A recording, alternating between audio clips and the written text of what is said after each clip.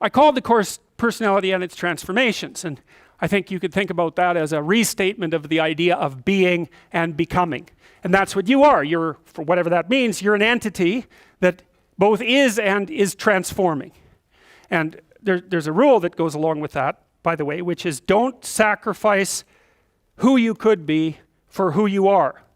Which means if you have to choose to transform in a positive direction or maintain your current position, then it's better to transform in a positive direction. So you might even think of that as the core of your being. That's a Piagetian idea. It's a Jungian idea as well.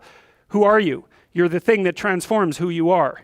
Now you're also who you are, but on top of that, you're the thing that transforms who you are.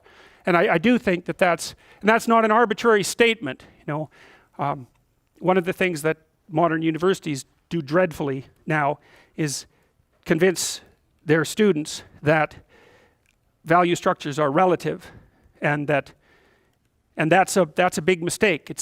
There's a lot of things wrong with that idea, and one of the things that's wrong with that idea is that doesn't include what I just mentioned, which is that's a good moral rule, is you are the thing that is and you're the thing that becomes, and you should put the thing that becomes at a higher place than the thing that is. That means you also have to allow yourself to shake off those things about you that you might be pathologically attached to, habits and people for that matter, ways of thinking, all of those things. You have to allow yourself to shake those off, and that's more like a burning. That's why the phoenix is the symbol that it is, right? It's old and it deteriorates, it bursts into flame, and then it's reborn. It's like, well, do you want to be reborn? It's like, well, that's not the question. The question is, do you want to burst into flame? And the answer to that generally is no, but that's the wrong answer.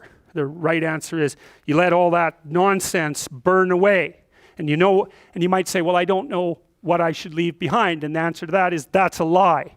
You know some of the things that you should leave behind.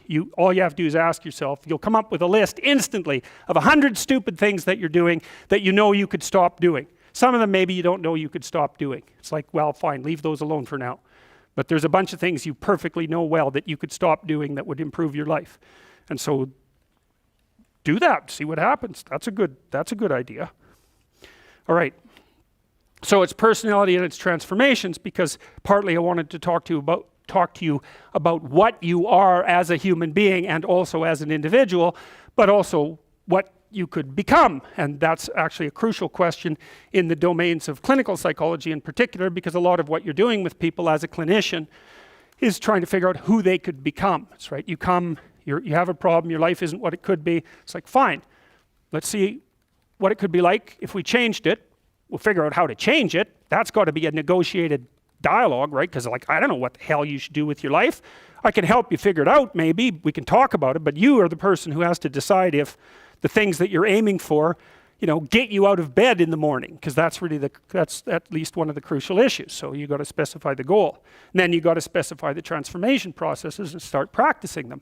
And you have to understand that you're going to be bad at it, but it doesn't matter, because bad's fine. Persistent is what you need to be. If you persist, with tiny improvements, if you persist, you win. So, okay, so in a broader context, you can think about this as a more fundamental ontological question. So one question is how you should act in the world. The other question is, well, what is the world? And that's a complicated problem. This is a scientific answer to that question, and that is that the world is a collection of objective phenomena. And that's a very powerful perspective. And we have a good method for determining what the world is like as a collection of objective phenomena. And that's made us very technologically powerful. And so more power to us and all that, but leaves a question unanswered. And the question is, well, the world isn't just a place of objective phenomena, because it's not a panoply of inert matter. It has living conscious creatures in it, and they're a different order of being.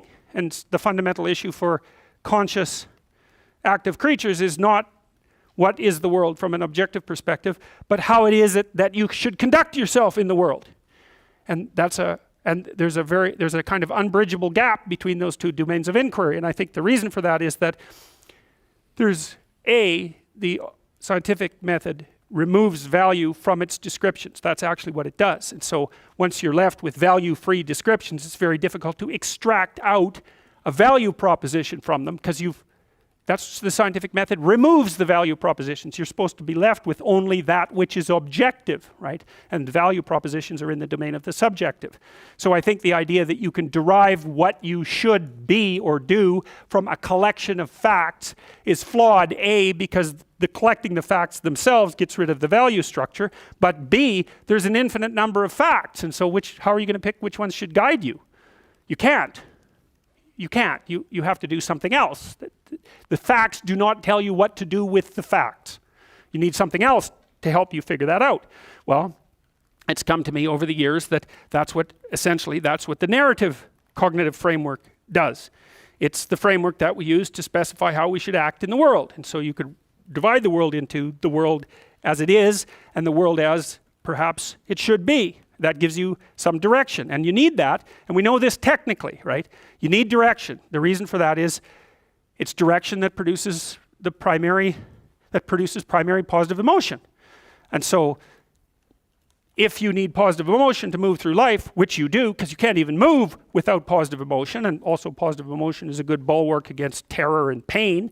If you need those things, then you need direction, you need a goal, you need a value structure. So that doesn't seem particularly disputable to me. You could still say, well, what value structure? It's like, okay, fine, that's a good question. But I've thought a lot about that too. So if we're going to adopt a value structure, there's a couple of rules that go along with it. And this is why the bloody postmodernists are wrong, as far as I can tell, is A, it can't just be my value structure, because I'm stuck with you. And we're both stuck with all these other people.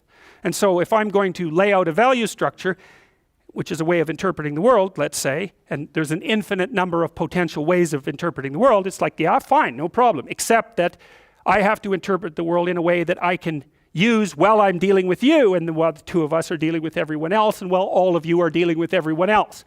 And so that's the Piagetian game proposition. If you want to be a popular kid on the playground, you better play games that other people want to play. That's a brilliant observation. And I told you that Piaget was trying to heal the rift between science and religion, and that's one of the things that he did that he thought helped do that. His question is, well, where do moral judgments come from? Well, they emerge as a consequence of consensus, and it's a bounded domain. If we're going to occupy the same space for any length of time, and those are two critical propositions, the same space and a long time, then we have to figure out how to play an iterative game that doesn't spiral downward, hopefully that might even improve, that we both don't object to, because otherwise it's not going to work, right? You'll walk away and play another game, or the game will disintegrate catastrophically. So there's massive social constraint on what constitutes an appropriate frame of reference. So much for the relativist argument. And then there's another issue that's equally relevant, and it's associated with the idea of objective reality to some degree. But that's not exactly correct, because it's not exactly objective reality. Let's say that you and I decide to occupy the same place for some substantial amount of time, and we figured out how to solve the problem of being together. But you and I still have to figure out how to solve the problem of being together in a manner that doesn't make the world object too much. And it isn't just other people, although that's a huge part of the world. You want them to not object. You may even want them to support you. That would even be better. But you also have to deal with the tendency of matter to object. Because so your mode of being in the world, your interpretive framework, as a description of how you should act, is actually the laying out of a strategy that will produce the ends that it predicts, which are the things that you want. So this is the pragmatist perspective. This was worked out by William James and his people back in the late 1800s in New England, the only genuine brand of American philosophy. And what the pragmatist said is, how do you decide if something's true? The answer is, how the hell can you? You don't know anything. Well, that's true, but that isn't helpful, because there you're stuck with the problem of how to be in the world. Well, so what you do is you lay out a mode of interpretation that has an endpoint. And then you run the mode of interpretation, embodied, right, because you act it out. And if it doesn't produce the outcome, then it's not, well, let's say, true.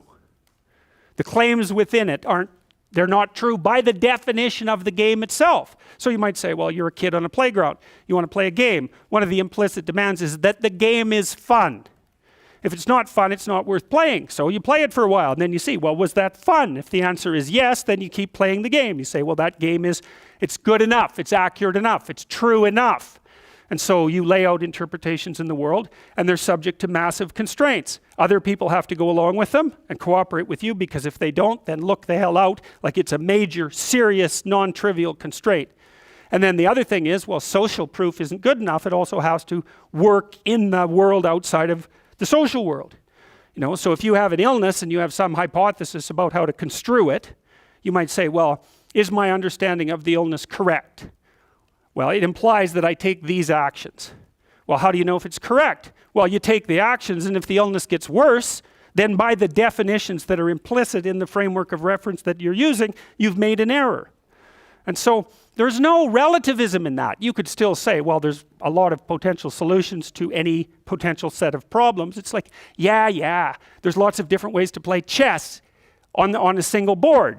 Right, but that doesn't mean that any old solution is as good as any other solution. It doesn't mean that at all. So, okay, so then we're looking at things two ways. We're trying to figure out, well, how does the world present itself, and then how is it that you should act in it? And so, well, there's other constraints on the mechanisms of interpretation that you place in the world. So we could say, well, you're constrained in your interpretations by the constraints that other people place on you. But there's internal constraints as well. We talked about those mostly from a biological perspective, because you could also regard yourself in some sense as a loose internal society. And that's sort of a psychoanalytic dictum, right? You're a collection of sub-personalities, or you could say you're a collection of sub-routines. I don't care how you formulate it, but you're a unity, but you're a unity that brings together a plurality of subcomponents. And part of the constraints on how it is that you lay out your interpretation of the world is that you have to satisfy those internal subsystems, right? So you're the ego, but it's more like you're the captain of a ship full of people who are rowing. You got to keep the people rowing. You're not tyrant. You're not omnipotent tyrant of your own destiny. You're constrained by the nature of your own being. And so you have to provide yourself with food, and you have to provide yourself with shelter, and you have to provide yourself with water, and all of these things. And those are demands that are laid on you by the nature of your internal processes. And of course, how they lay themselves out as demands and what the appropriate solutions to that is, to those problems are, is debatable infinitely. But you can see the constraints stack up. You have to satisfy your internal constraints. So they have to be brought into a unity. That seems to happen, at least in part, between the ages of 2 and something like between the ages of birth and 4 years old, maybe even 2 years old. You bring yourself together into something that's sort of functioning as a unity. Then you have to turn that unity into a unity that can function in the social world with increasing breadth. And that unity in the social world has to be a unity that can function inside the natural world. It's something like that. So you're stacking up these games into a hierarchy of increasing complexity.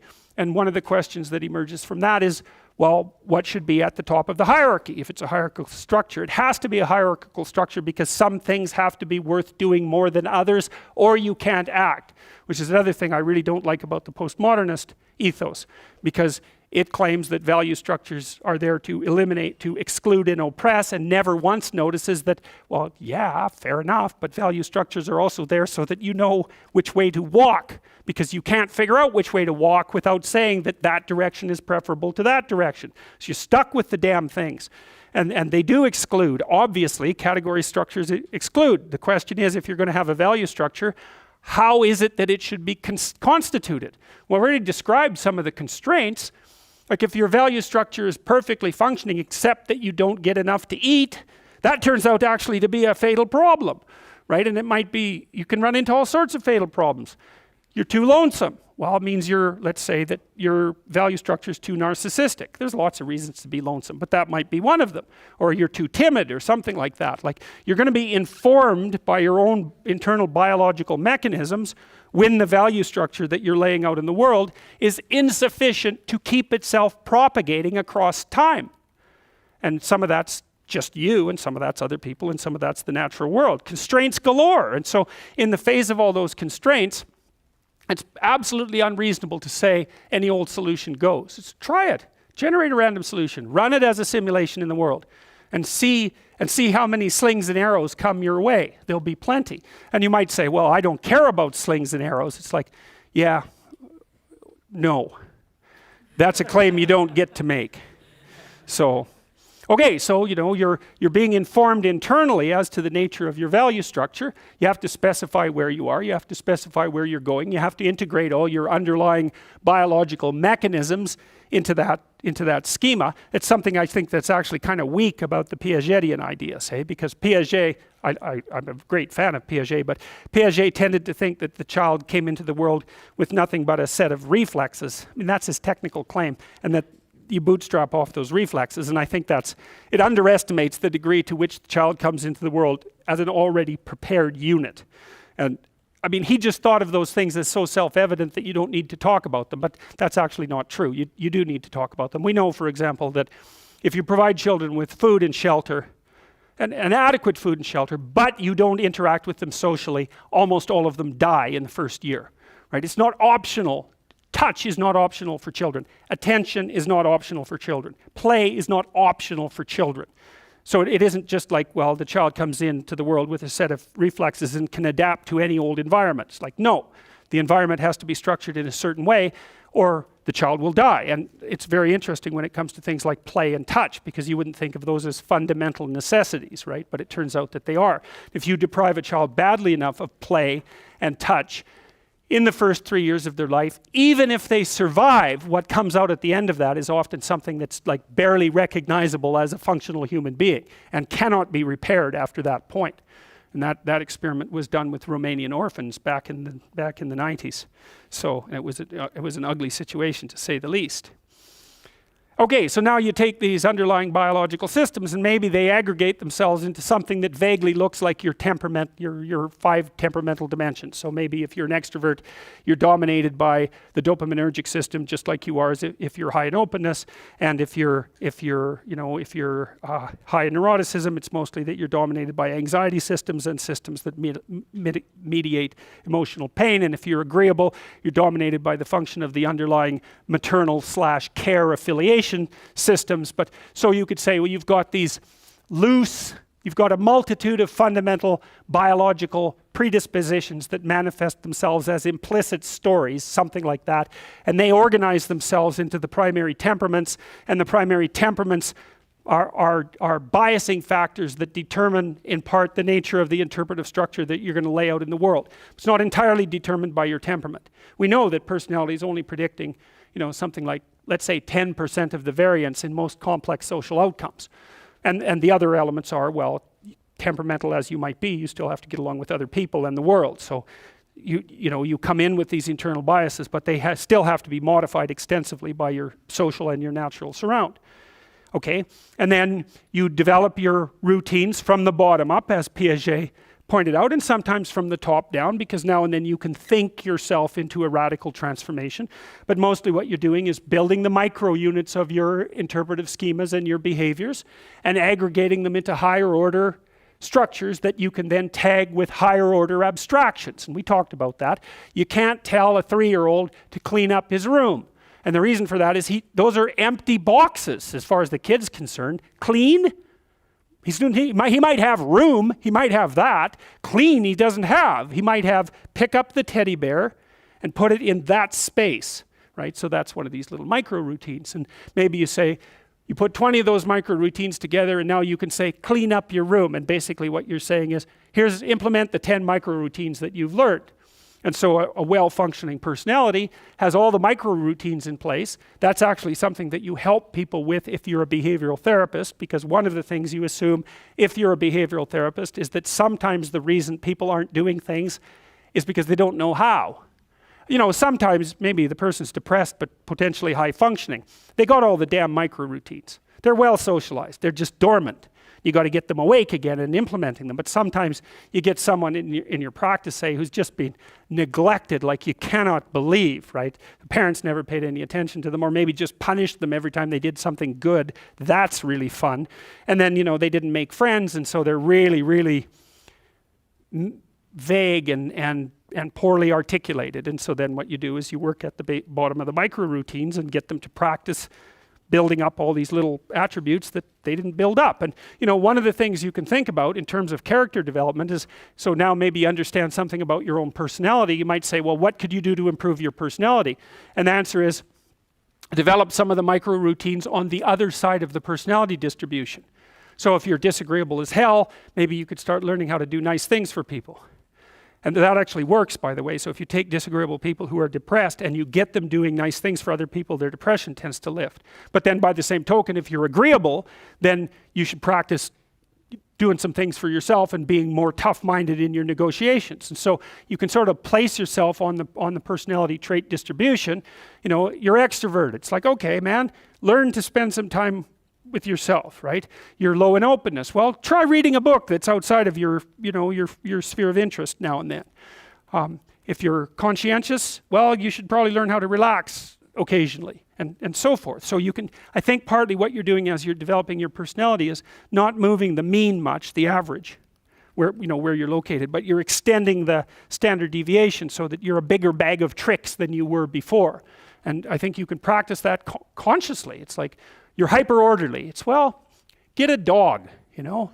Dogs are messy, horrible things, you know. It's just what you need if you're hyper orderly, because they're going to leave hair everywhere and force you to live with it. And so, okay, so this is sort of you, right? This is your personality. It's this collection of subroutines that you've turned into a hierarchy, and then there's something at the top of it, and that's a big question. Like, what the hell should be at the top of the hierarchy? Because that's the ultimate question of unity. And the clinicians would say, well, it's the self-actualized person, or it's the self, or something like that. You know, that's the implicit and perhaps explicit ideal that you're aiming for. And you might say, well, does such a thing exist? And I would say, well, do you admire people? Because that's your answer, right? Do you despise people? Well, you like some people and you don't like others. You respect some people, you don't respect others. Well, you're acting out the notion that there's at least an implicit ideal. You do the same thing when you go to movies. You know, you know who the hero is, you know who the bad guy is. You're acting out the proposition that there's some sort of value hierarchy and there's some sort of manifestation of it that's coherent across time. So you appear to believe that. And you know, you are driven at least to some degree by your own inner ideals.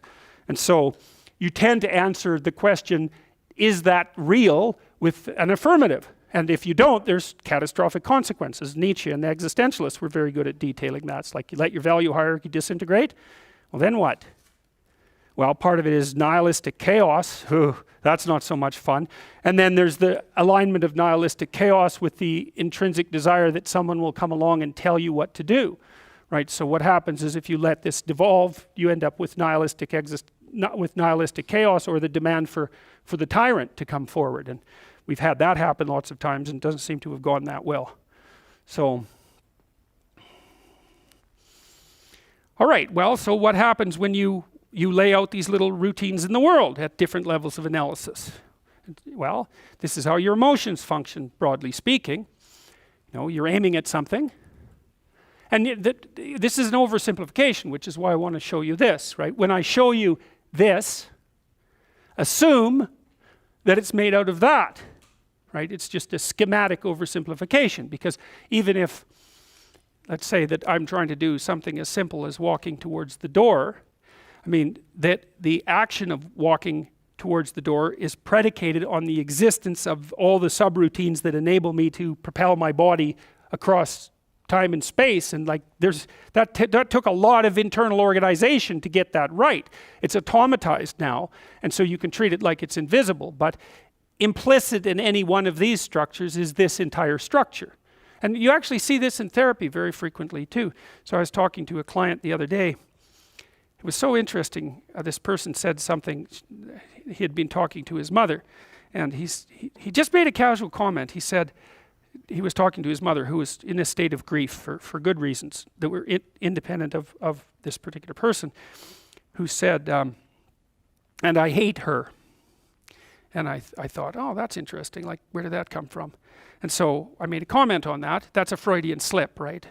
Because the conversation was flowing, and then this little emotion-tagged utterance came forward. And whenever an emotion-tagged utterance of that sort comes forward, you know it's associated with a whole rat's nest of underlying pain and anxiety and what would you call it, disappointment and frustration that hasn't been properly rectified. So it's like a marker.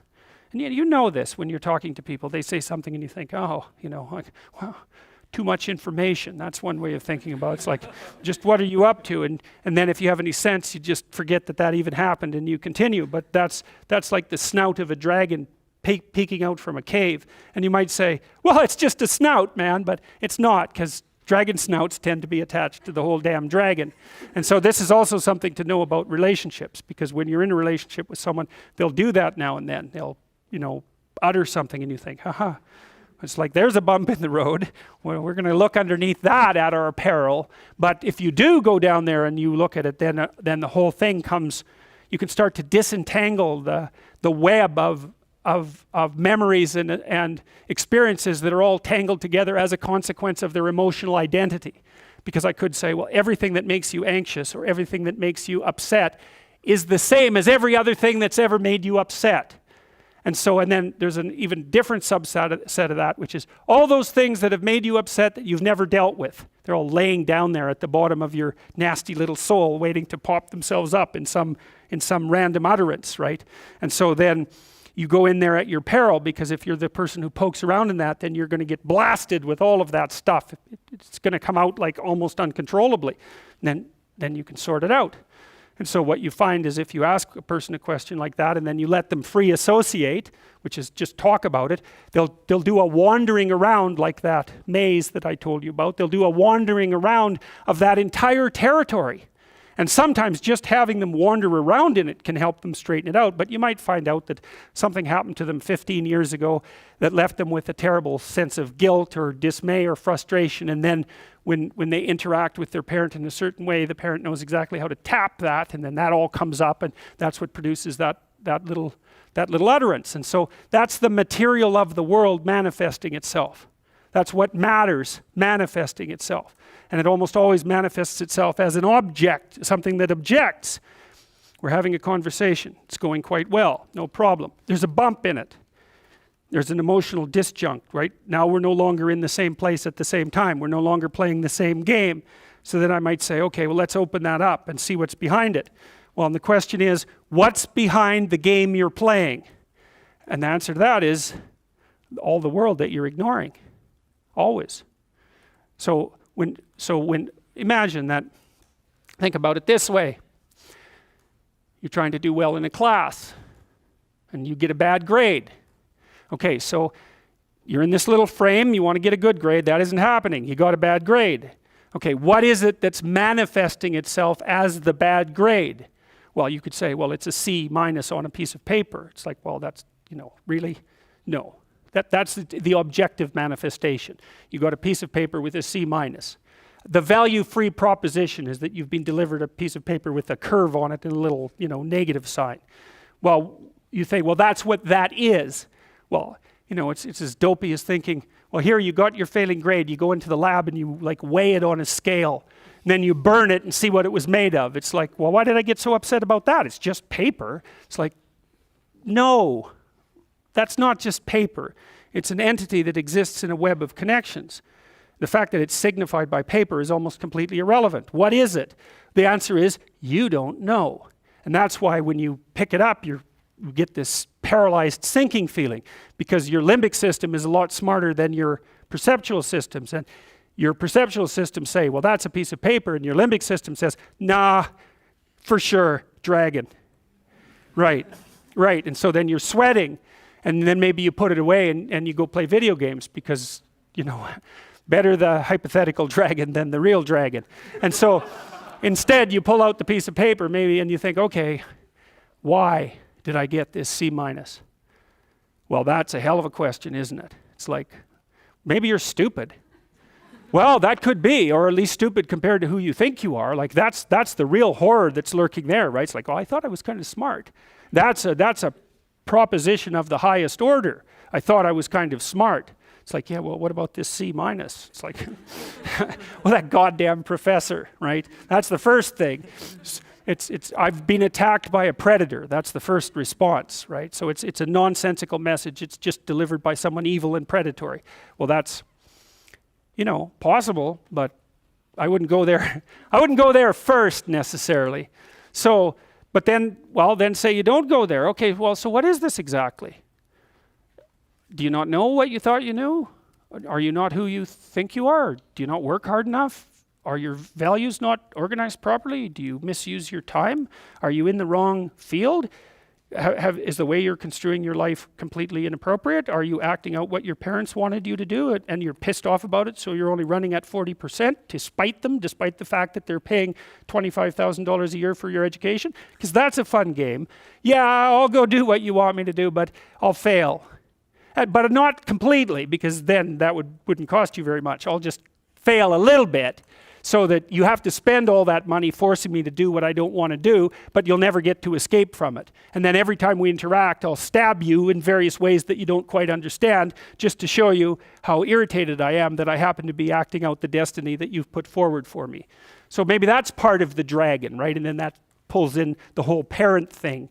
And you know, these are bottomless pits often. When you're in the world and something objects to you, something that matters objects to you, then in the entire unrealized world is in that thing that objects. It's all tangled up inside it. That's why it's the great dragon of chaos. It's everything that's outside of your conceptual structure. And what is that? It's everything that lurks outside of your walled city.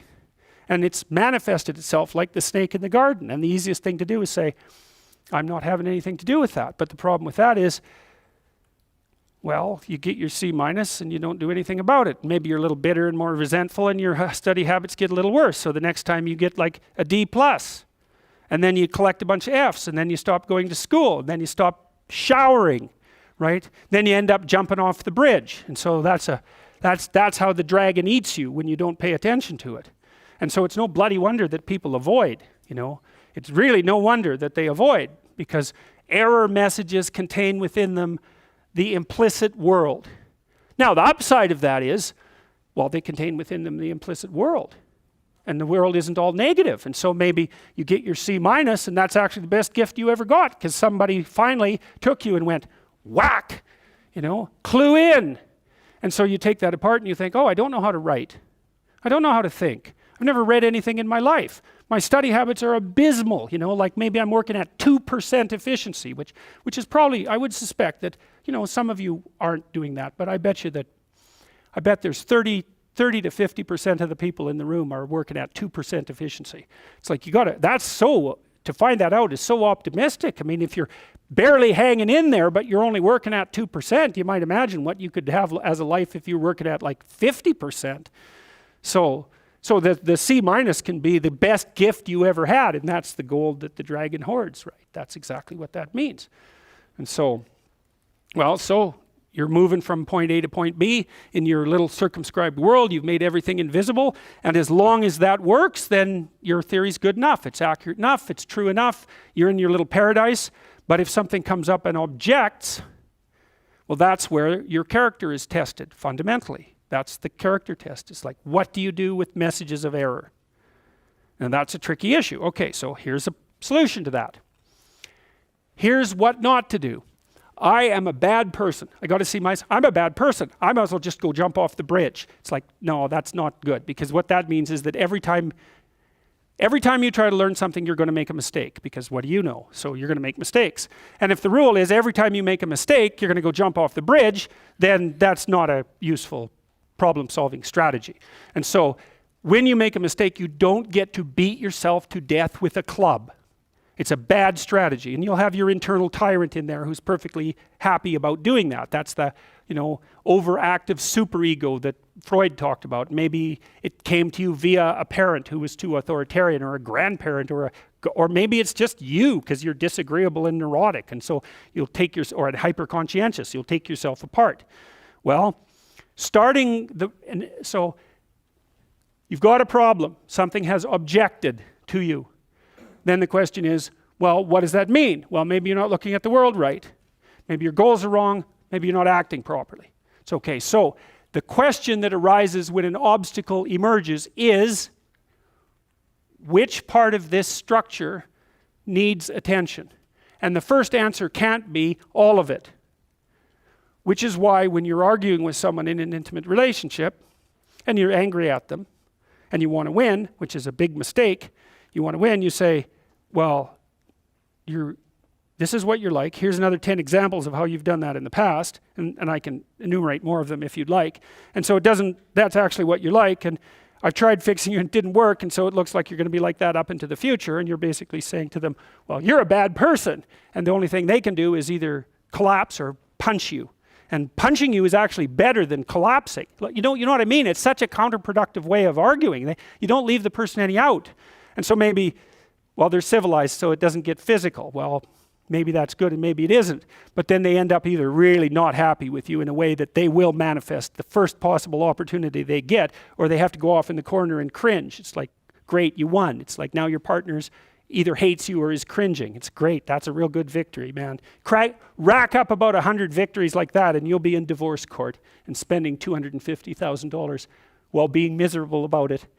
Yeah. So anyway, something objects to you and you think, okay, well, I need to take myself apart, right? Because there's a piece that's broken somewhere, and then you might think, well, let's assume it's a little piece to begin with. That's the right mechanism. It's like, okay, you got a C-. That doesn't prove that you're stupid. Now, it implies that you might be stupid, but it doesn't, right, really, it does, and that's why you don't want to look at it. Maybe it implies that you're lazy, or implies that you're ignorant, or like it implies all sorts of terrible. Might imply that you're a bad person even. But you don't want to leap to that, and that's sort of the proclamation of innocence before guilt. Assume that you're the least amount of reprehensible and ignorant possible. And so then you look at the micro routines. It's okay, well, I got a C- in this course. Maybe I should study for that course 15 minutes more a day for the next 3 months. And then you ask yourself, do you think you could do that? No, I'm too useless. Okay, how about 15 minutes every second day? You think you could do that? You put it in your schedule, like 15 minutes every second day in the morning. And that's, well, you think, well, what's wrong with me? Well, I'm not very good at managing my study schedule. That's not quite down here at the behavioral level, but it's pretty close, because what you can take an action. You can open up your schedule and you can say, oh, I'll mark 15 minutes aside. Then you can practice doing that. It's pretty low level in the hierarchy. It means, well, you're still not a horrible person. You just got to polish up your work ethic. And so what you want to do is it's like the old adage, you got to stand up for yourself, but you don't want to make unnecessary enemies. That's a really good thing to know. It's like, shut the hell up most of the time, but now and then you don't shut up because it's time to say something. You don't want to make unnecessary enemies, though. Well, you don't want to take yourself apart any more than is absolutely necessary. Start little, and you do that with people around you too. Like if you have a child, and the child does something that isn't right, then you think, okay, minimal necessary intervention. What can we do to decrease the probability that that's going to occur in the future? That's a good thing to know with children. It's also a good thing to know with your partners. You're having an argument with them. It's like, okay, what the hell do you want? What's the minimum thing you can request from them that would satisfy you? And the evil part of your soul is going to be, I want them cringing in a corner. It's like, yeah, get that stuff under control, man. See if you can figure out what that person could offer you that would be minimal that you would accept. And then tell them that. It's like, here's the words I would like you to say in the apology I would like you to formulate, assuming that you think you did something wrong. We have to argue about that because maybe you didn't. But if you did, I want to specify it precisely and narrowly, and I want to give you an escape route.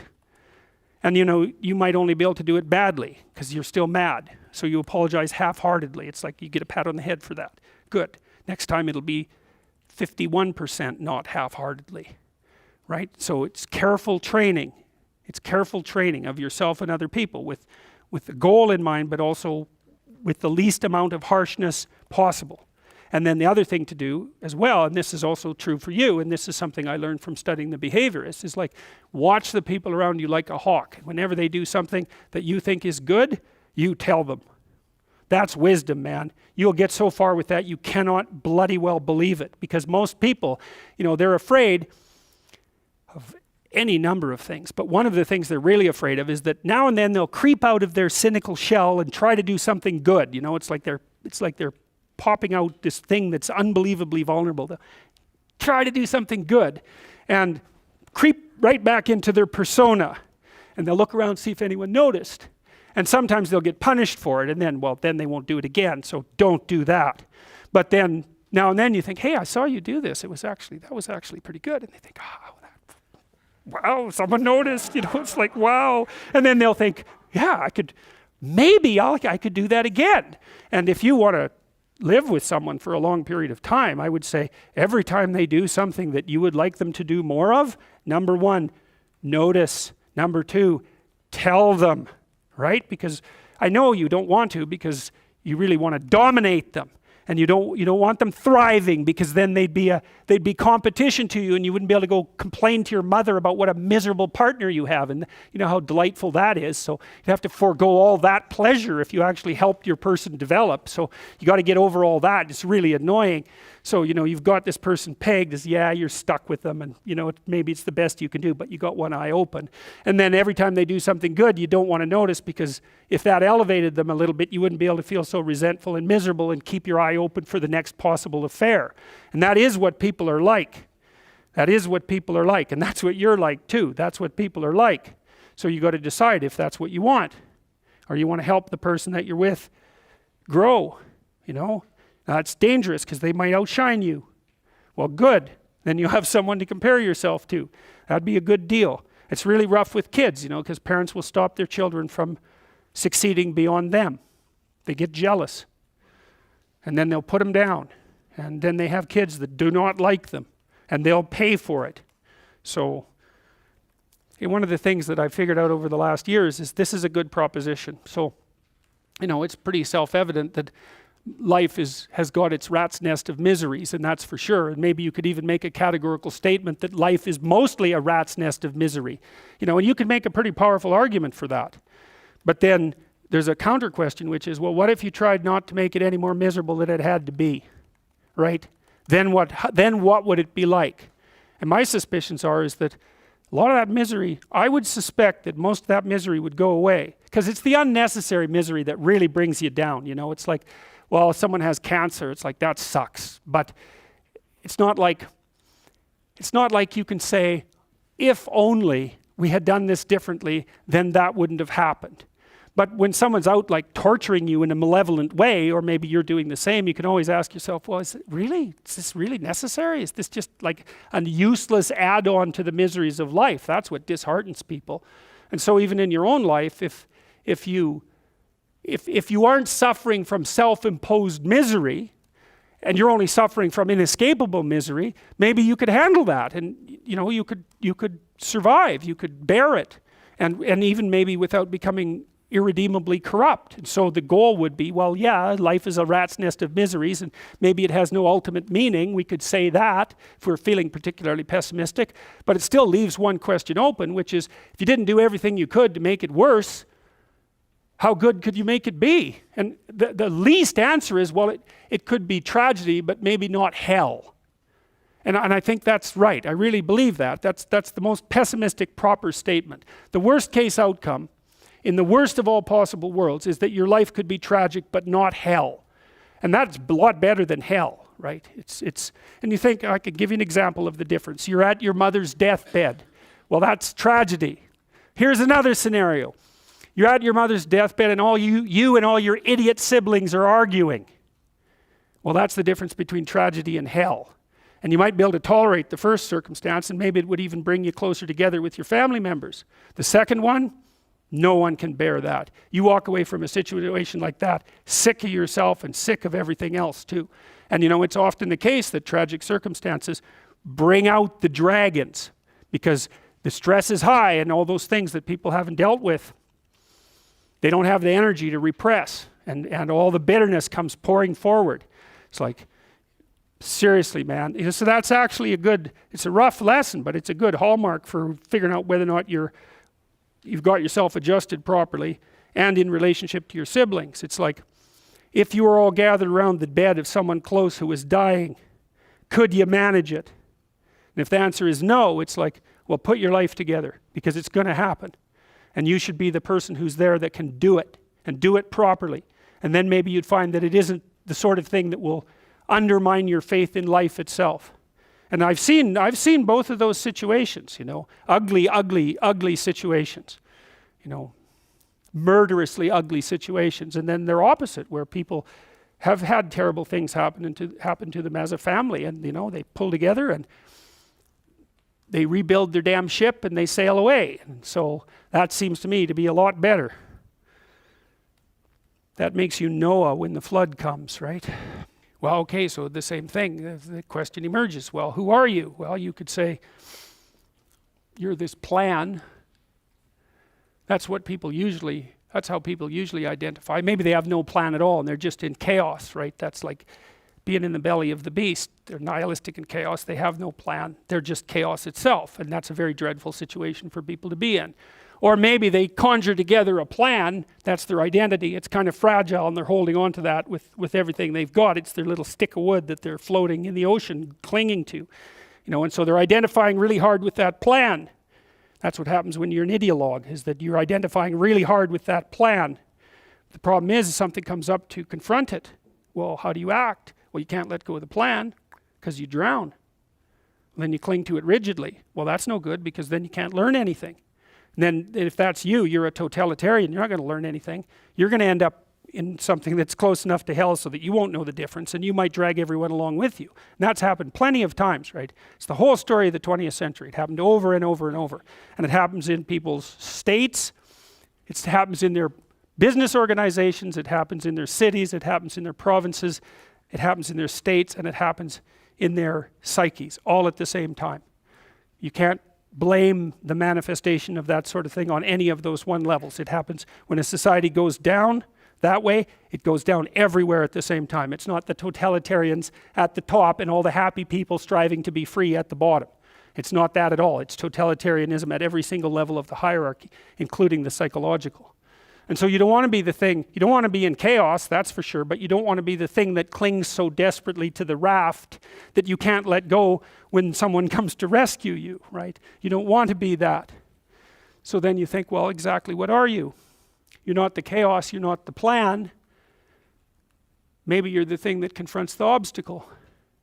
And I would say that's the categorical lesson of psychology insofar as it has to do with personal transformation. Because that's what you always teach people in psychotherapy. I don't care what sort of psychotherapist you are. You're always teaching them the same thing. You're the thing that can, you're not the plan. You're the thing that can confront the obstacle to the plan. And then when you know even further that the obstacle is not only an obstacle, but opportunity itself, well, then your whole view of the world can change, because you might think, well, I've got this plan, something came up to object to it. It's like, it's possible that the thing that's objecting has something to teach you that will take you to the place where you develop an even better plan. And it's a nice framework to use. It's like, are you so sure that this is a problem? Is that the only way that you can look at it? Or is it an opportunity? I mean, I'm not trying to be, naively optimistic. There are some things that's pretty hard to extract gold from some dragons, and maybe the death of a family member is a good example of that. But even in a situation like that, I can tell you that it's an opportunity for maturation, that's for sure. And the thing is, you might say, well, it's pretty miserable to be digging for gold when someone's falling into the grave. Well, if they really love you, first of all, that's what they'll want you to do. And second, you're going to make their death a lot more palatable experience for them if you're someone who can be in the room and be helpful instead of be, quivering in the corner and feeling that the entire world is collapsing in on you. I mean, that's another. You want to be the useful person at the funeral. How's that for a goal? That's a good goal, man. You know that you've got yourself together in a situation like that because you're going to be at them. And maybe you want to be the person on whose shoulder people cry. That'd be a good goal. And it's kind of, I don't like being naively optimistic. So when I tell you to get your life together, I'm not going to say roses and sunshine. It's like, that's pablum for fools. But it really is something to be the reliable person at a funeral, right? And you can aim at that. You can do that. You got to be tough to do that, because it also means that you can sustain a major loss without collapsing. And that you've got to be a monster to do that, right? Because you might think, and I've had clients like this, well, I love my child, I love my mother so much that I couldn't survive if anything happened to them. It's like, you have some serious thinking to do about that. It's like, you really want to curse someone with that kind of love, do you? I couldn't live without you. It's like, my God, get away from me. Really. It's terrible. That's the Oedipal mother, right? That's like, I'll forgive you no matter what you do. It's like, really? no matter what I do, you are not my friend. That's for sure. Not at all. It's a horrible thing to do to someone. That's the witch in the Hansel and Gretel story. All gingerbread and outside to the lost kid. Inside, you feed them candy and make them fat and eat them. Right, that's Hansel and Gretel. That's the Oedipal mother. That's one of Freud's major discoveries. It's a major discovery. It's like the devouring force of love. You want the person to be able to stand on their own, and the price you pay for that is that you stand on your own. It's like, good to have you around. I'm glad you're here. But if tragedy, if and when tragedy strikes either of us, I hope that one of us is standing when it blows past. And that there's a harshness about that that's unbelievably cruel, because you say, well, if my mother died, I could live. Well, what kind of monster are you exactly? The death of your mother doesn't do you in? Well, it turns out that being a monster is the right thing. So, and that's a rough thing to learn. But it's necessary to learn.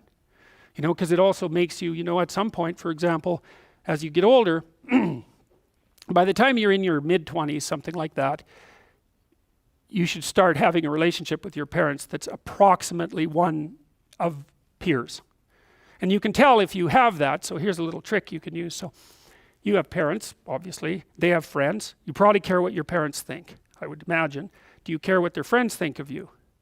And the answer to that is, well, not nearly as much. And so then I would say, well, why do you care what your parents think of you then? They're the same people. You know what I mean? It's just luck of the draw that your parents are someone else's kids' friends. They don't think the same way about them that you do. Well, that's where you see that you have a projection, right? If by the time you're 30, if what your parents think of you matters more than what, say, a random set of their friends think of you, then you've still got your parents confused with God. That's one way of looking at it. You've still got them confused with an archetype, and you're still a child. And you might think, well, it's pretty damn rude not to think about what your parents think of you anymore, not to care. It's like, yeah, it's kind of rude, but maybe you'll be useful for them when they get old. And that's a much better form of caring. It's like you're going to be independent enough and strong enough and detached enough so that when the power dynamic shifts, which it will, that you'll be the person that can carry things forward. Well, you can't do a better thing for them than that, right? That's the best of all possible outcomes for your parents.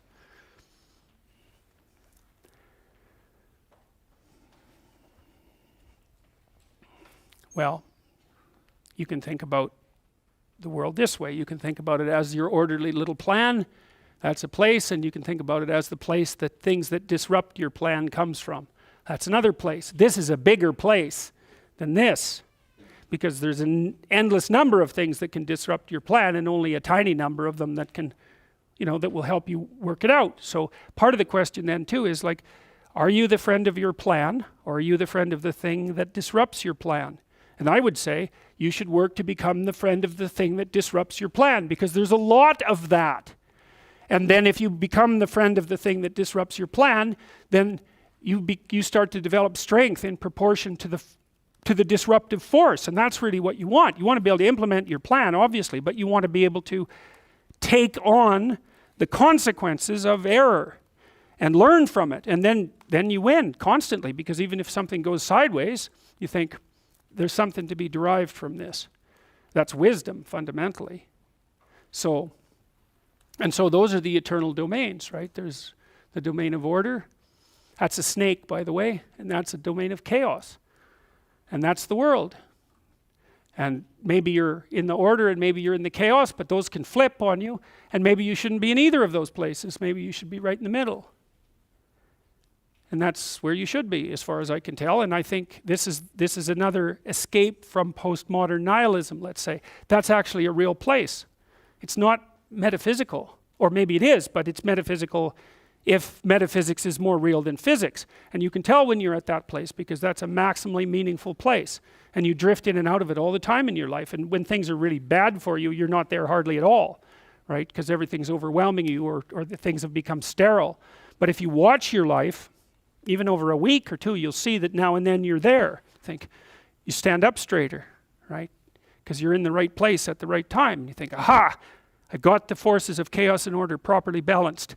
It's unstable, and it'll fall apart on you. But you can practice bringing things together continually, and then you can end up so that you're there more often than not. And then that's a meta place. It's not a place, it's a meta place, and it's a place that you can be in all places. And it's not an illusion of any sort. It's the deepest reality. Your nervous system is always orienting is always orienting you to that place, always. And that's because it's a real place. That's another way of thinking about it. Well, that's the normal world. That's the garden with the snake in it, and that's chaos. That's the chaos that arises when your plans collapse, right? That's the world and the underworld. And so the underworld's always there, and it's lurking beneath everything. It's like the figure of the shark in the Jaws poster, right? There you are, swimming at the top. And there's that terrible thing underneath that can come up and pull you down. That's the world. So you need to be able to operate here, and you need to be able to operate here. And when you operate here, well, that's when you rescue your father from the belly of the whale. That's when you go down, you see, when you're down in chaos and you don't know what the hell's going on, you have to rediscover the values that have oriented people forever. That's what you have to discover. So for example, when I'm dealing with people who have post-traumatic stress disorder, and they've usually encountered someone malevolent, they have to relearn the description of good and evil. Because if they don't, they have no framework. They're lost. They think, well, there's malevolence afoot in the world, and I'm a prey animal, a naive prey animal for the malevolence of the world. It's like, well, good luck functioning under that set of assumptions, man. You just do not recover from that. You stay at home in your burrow. That's what you do. Well, you have to. You go down into that, you think, okay, well, malevolence is afoot. I better be the sort of person that can understand it and deal with it. And that's another reason why you have to transform yourself into a monster. That's the Jungian incorporation of the shadow. It's no bloody joke. Because the only thing that a monster won't mess with is another monster. And you might say, well, I don't want to transform myself into a monster. It's like, you don't have a choice. You can either be a pathetic monster, or you can be a monster with some power. Those are your options. There's no non-monster alternative. Weak or strong. And I don't mean strong like dominating tyrant strength. That isn't what I mean at all. I mean strength like functioning at a funeral strength. And that's a kind of monstrosity. And when you're down in chaos, that's what you have to rediscover. Well, that's partly what that means. You're lucky if you come back out. Remember, I told you the story of Jonah at the beginning of the course. It's like he had something to do and was refusing to do it. And so God pulled him down to the depths of being and threatened him with death. But worse, not just death, hell, really. Well, he decided it was better to come popping up back into the light and go do what he was supposed to do. Well, there's a reason that that's the oldest story of mankind. As far back as you go into the archives of history, you find this story, right? And it's because, well, it's because not only is it because it's true, it's because it's true and everyone knows it's true, even though they don't know that they know that. This is the story too. It's the same thing. There's always a city. It's always enclosed, right? There's always people who inhabit it. There's always someone who's willing to notice that the dragon hasn't gone away. The skulls are still around. There's someone who's willing to come out of the fortress and take that on, right? And to perform the job of rescuing. That's an eternal story. Are you the city? Are you the dragon? Are you the thing that engages voluntarily in combat with what lies outside your range of safety? Because that's what that image represents. That is the monster amalgam, symbolic amalgam of all that which lies outside your realm of safety. You want to be safe? Forget that, right? That's not in the cards. You're not going to be safe. Well, then you have to be meta-safe. And that's way better, because then you're not safe, but you know how to cope with danger. Well, fine. That solves the problem. And maybe it's even a better solution, because if you're safe, then you just have to stay in your burrow. But if you can confront danger, then you can go wherever you want and you can have an adventure. And maybe that's what you need to do, is to go out and have an adventure. So you don't even want safety, because how exciting is that? Dostoevsky said very clearly, let's say we made you perfectly safe. All that you had to do was eat cakes and worry yourself with the continuation of the species. What would you do? You'd smash it all down as soon as you possibly could, just so you had something interesting and challenging to do. So you don't want safety. You want to be able to cope with danger. That's a whole different thing. And this isn't, again, metaphysical. The clinical data on this is clear. When you treat someone for an anxiety disorder like agoraphobia, you do not get rid of their anxiety. You make them braver. That's way better. There's no going back. Like once you're agoraphobic, your heart's not doing the, it's missing beats now and then. It's like death, like the crocodile that's got the clock in its stomach. Death is after you. There's no going back to naivety. You don't get to be safe ever again. Well, so what happens? You get to be stronger. Well, hey, turns out that's a better bargain anyways. So, Lynn Isbell, an evolutionary arms race between early snakes and mammals triggered the development of improved vision and large brain in primates, a radical new theory suggests. The idea proposed by Lynn Isbell, an anthropologist at the University of California, suggests that snakes and primates share a long and intimate history, one that forced both groups to evolve new strategies as each attempted to gain the upper hand. That's Hercules, right? Well, that's infinity, that symbol. And this is the snake. You cut off one head and 7 more grow. It's like it's an infinite snake. You're never going to run out of snakes. Those are the things that object to your plans. Well, you can't get rid of the snakes, so what do? You learn how to handle them, right? That's the answer. You learn how to become a handler of snakes, both physical and metaphysical. You see the little halo around it. I think that's St. George. It might be St. Michael, but I think it's St. George. Why has he got a halo? Well, that's the sun. Well, what does that mean? It's gold too. Gold is pure. It's the pure gold sun. It's associated with consciousness. It's the pure gold sun of consciousness that can confront the terrible thing that paralyzes. And that's the same thing. That's death, right? The clock in the stomach of the crocodile. It's already got a taste of Captain Hook. Captain Hook's no St. George. That's why Peter Pan doesn't want to grow up. Right? All he sees is Captain Hook. I don't want to be Captain Hook. He doesn't see this. So he stays at home and plays video games with the rest of the lost boys. Look, I've got nothing against video games, by the way. I mean, everything in moderation, right? And I mean, they demand skill. Well, so what's this? There you are, and you go down into chaos, and then you come back up. And so you might say, well, am I this, or am I the chaos, or am I the new solution? And the answer is, you're not this, or you shouldn't be, because that's your old dead self, right? That's the thing that needs to burn away. You're not chaos itself, but you're also not the new regenerated order. You're the thing that can make the journey. And more than that, you're the thing that decides to make the journey voluntarily. And then more than that, you're the thing that decides to make the journey voluntarily for as long as it takes. And that's where you derive your strength. It's like, there's no getting rid of chaos. It's eternal. There's no getting rid of order. It's eternal. Those are both traps. You mediate between them. And that's where your strength lies. And that's not only strength for you. It's strength for you. It's strength for the people around you. It's strength for the community. It's strength for everything. It's the thing that makes everything order itself properly and thrive. You have to ask yourself, and this is the thing you ask yourself, this is the existential question. Do you want things to be ordered properly and thrive? Because if the answer to that is yes, you have to give up your hatred of being. You have to give up your resentment. You have to give up your martyrdom and your victimization and all of that. Because to the degree that you carry that forward, it will corrupt you, and you will not want the best. Because to want the best, you have to be without hatred and rancor and resentment. Because, if I resent you for your inadequacies or even for your accomplishments, I'm not going to have a conversation with you where I'm aiming for the best. I'm going to have all sorts of motivations. I'm going to take you down somehow, especially if you're successful. That's the Cain and Abel story. It's like, I want to be who you are, but I can't be. So I'll just cut you off at the knees. And that'll do just fine. And then I can get my revenge on you, and I can get my revenge on being, and the fact that it helps turn everything into hell, well, maybe that's just an additional benefit. Well, that's represented all sorts of different ways. The masculine sun and the feminine moon, and that's Horus in gold, right? Horus is all speech and eyes, and that's Osiris, the god of tradition, and Isis, the queen of the underworld. And you see the same thing here.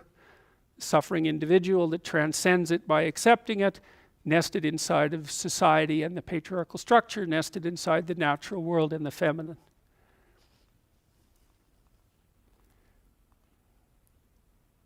It's the same idea there.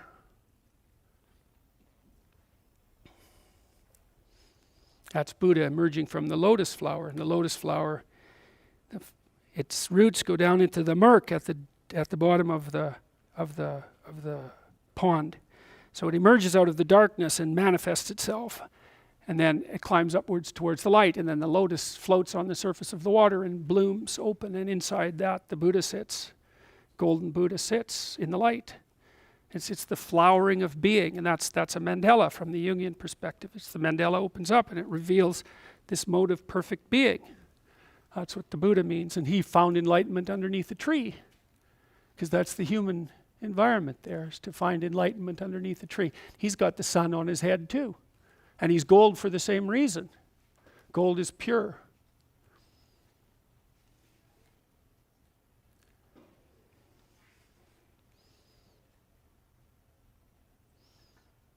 You see the same thing in Hinduism. So that's the yoni, feminine symbol, in case you were wondering. Masculine symbol, that's the union of the two, right? That's the union of chaos and order, with the snake lurking in the background. And it's golden, because it's the union of those two things that produces the power of the snake. That's something that you might think about. You could think about those as two halves of the DNA molecule. That is what they are, although I can't tell you how I know that. But it's the same idea. It's the same idea here. So what happens here is that, you see, this is a very remarkable picture. So this is Eve. Eve is handing out skulls to mankind, right? It's self-consciousness and the discovery of death. And this is Mary as the church on this side, and she's handing out these things that are the hosts. Those are pieces of Christ's body. And see, so he's put up there on this tree the same as the skull, as an antidote. The antidote is something that you incorporate, and the thing you incorporate is the voluntary acceptance of suffering as the cure for death. That's what that picture means. People worked on that bloody picture for a long, long, long, long time. And we see the picture, but we don't know what it means. But that's what it means. It means the same thing that this means. It means the same thing that this means. It means the same thing that this means. See, there's Pride Rock. This is the Scandinavian world tree. There's Pride Rock right there. There's the territory outside. See, it's a serpent, it's a snake. That's the territory outside, that's outside of the light. And that's all in a tree. How can you not read that as a history of the evolution of mankind? That's exactly what it is. That's our eternal home.